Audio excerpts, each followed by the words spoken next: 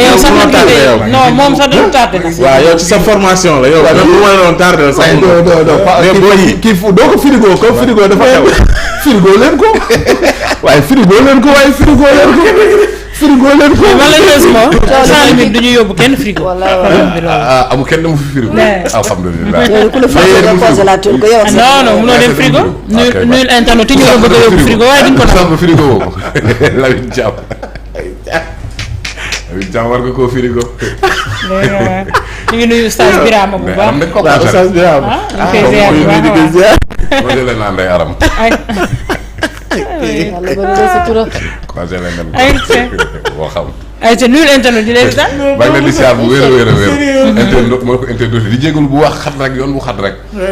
ak naaje. maa ngi leen di nuyu bu baax di leen siyaar. macha allah di fekk yéen a ngi woon ci kii de. ma ne. waaw maa ngi nuyu sa yaay bu baax di ko jégalu. nee na fi waaw. xoolal dee koy woo kay. on va te laisser souffler ñu daal di lay dugal ci waxtaan wi. waxtaan wi voilà en attendant. Adjaratou Mamy. exactement oui Mamy. ci discours en tout cas ci analyse Ibrahima da nga ciy dégg ñaar problème de déggin. beneen bi l'attitude de la presse ci lii ci rendu bi da nga jàpp ne am nañ ci responsabilité. waaw enfin la réaction de Ibrahima dama ci dégg surtout plus de responsabilité. oui te Pape Ousmane. Je vais pas être long sur ce sujet. Oui. Parce que c'est un sujet boo xam ne ñun ñëpp on n'est pas à l'aise pour en parler. Ouais. Et la première chose c'est de lever benn équivoque bu ci am mooy lii ce n'est pas un problème religieux. D'accord? On n'est pas dans un conflit religieux. Merci. dëkk bi conflit religieux xaju fi te yàlla bu mu fi am. D'accord? On est sur des on va dire on est sur une incompréhension dafa am ci interprétation kàddu yoo xamante ne premier ministre yëkkati na ko te ñun ñëpp ñu ànd d'accord ni li mu wax par rapport ak xale yi nga xam ne dañoo war a yem ci kuy muuru ak ku muuruwul ci école yi.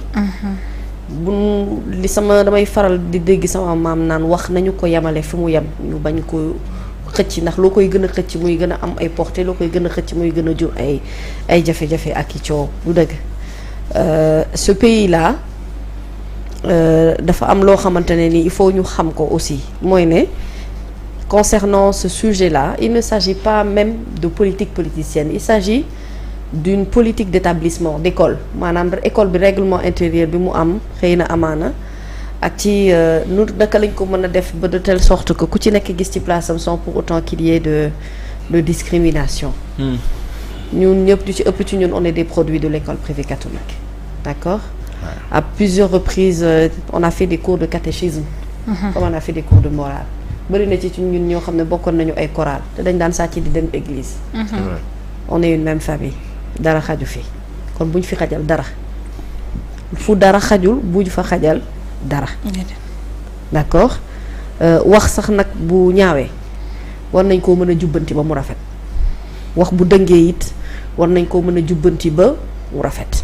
te loolu nag c'est la responsabilité waaw maanaam xam nga nettali xuloo day jurub xuloo dafa am foo xamante ne lu fu dara xajul buñ fa xajal dara te loolu je parle et c'est la responsabilité de tout le monde et surtout encore plus nous notre responsabilité en tant que média d'accord dañ lay jàngal sax ne bu dëkk nekkoon sax ci situation de crise journaliste dafa am nu mu war a communiquer encore moins on n'est pas dans une situation de crise faut pas installer une crise elle n'existe pas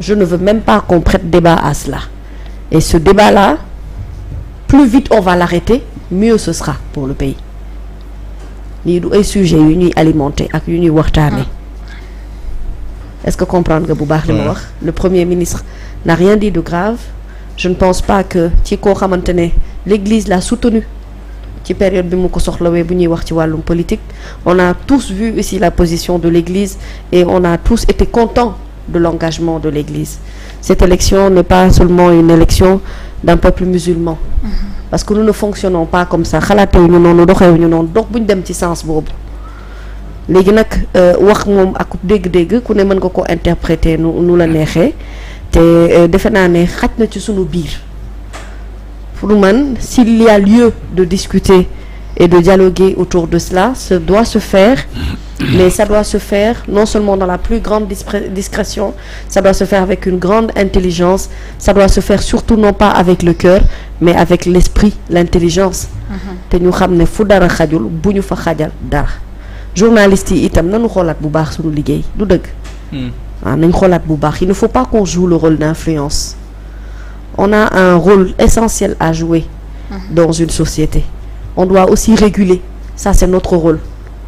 Quand les choses tendent vers une certaine direction boo xamante ne baaxul ñu ko war a tegaat ci raay. Et même quand on alimente les débats sur les plateaux de télé, la conviction gëm-gëmu ak yaakaaru ak bëgg-bëggu nit warul feeñ. Surtout concernant ces sujets-là.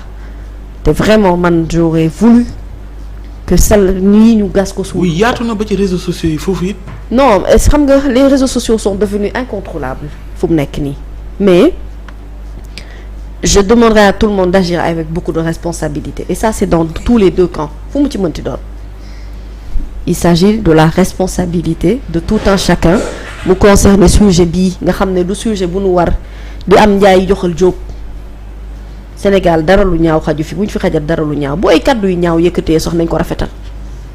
man boog loolu laa gis tamit ci kilifa yi pour peut-être arriver à arrondir les discuter je pense qu'il faut communiquer je pense qu'il faut qu'ils discutent entre eux pour lever les coins du val et puis ñu dindi supposition yi am ak xalaat yi am parce que ça va dans une direction boo xam ne du foofu lañ ko war a teg débat bi du foofu fii problème mu diine amu fi. on est dans un pays laïque ça a toujours été comme ça tuuti nañu lool pour yàq des années de tradition yoo xamante ne de bon voisinage de familiarité bu am suñu diggante dafa tuuti ci loolu kenn ku ci nekk ñun boo góorgóorluwul tuuti sax xanaa boo dee xool am nga maamu chrétien maa nga maamu catholique donc c'est pas un débat religieux loolu laa bëgg déjà nit ñi yëkkati ko teg ko ne c'est une question de politique de fonctionnement et je ne parle même pas de politique politicienne maanaam ci ay affaire de parti ay affaire de kii nekkuñu ci boobu gaab loolu itam c'est un faux débat ñaari débat la yoo xamante ne du loolu mooy sujet bi on parle d'une politique de fonctionnement des établissements et encore une fois je ne pense pas que ci ni ma xamee Ousmane Sonko njortam mu ngi ci ak gis-gisam mu ngi ci ñagasal wala yàq wala égratigner la foi de quelqu'un ku gëm yàlla la te am na doxalin bu nekk ci moom donc su fekkente ne xëy na ces propos ont été mal interprétés pour man kilifa yi ñoo ko war a waxtaanee seen biir. ñu régler ko qu'on en discute et qu'on passe à autre chose encore une fois ce n'est pas un sujet à débattre et ce n'est pas un sujet bu nit war a épiloguer qu'on contrôle nos sentiments qu'on contrôle li nga xamante ne moom mooy sunu ay yëg-yëg nanu dindi diine ci mbir mi te xam ne Sénégal gii am na loo xamante ne xaju fi. te lu fi xajul bu ko fi kenn xajal. effectivement doon même perception nga ci am. bon.